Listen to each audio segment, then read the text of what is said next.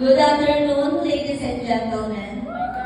The 24th student and food and beverage NC2 class of 2024 come from different backgrounds and age groups.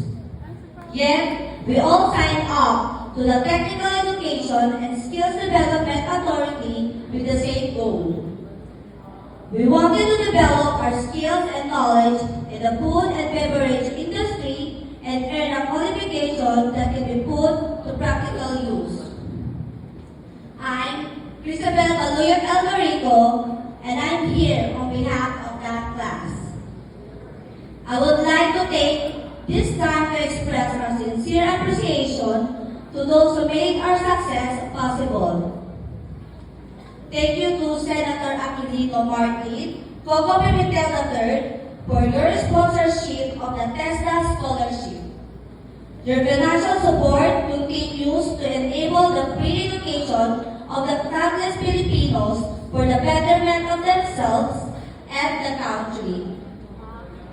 Thank you to College of San Miguel de Rizal for opening your facility to TESDA, therefore facilitating our education and training.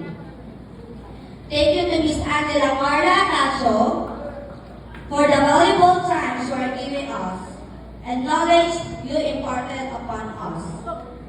Your firm but fair manner in ensuring patience guidance smoothly through the course, while bringing us to the required pass standard.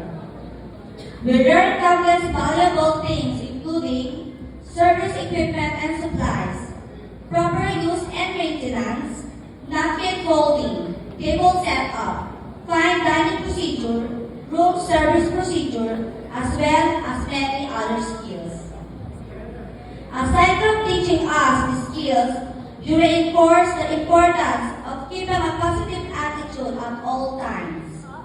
You also gave us a confidence needed to apply what we have learned in the workshop within our own businesses or even at the home when entertaining friends and family. Once again, thank you for all that you have done for us. We hope that God will bless future students with the same opportunity given to us. May all our dreams come true. Good luck, congratulations, and may God bless us all. Thank you.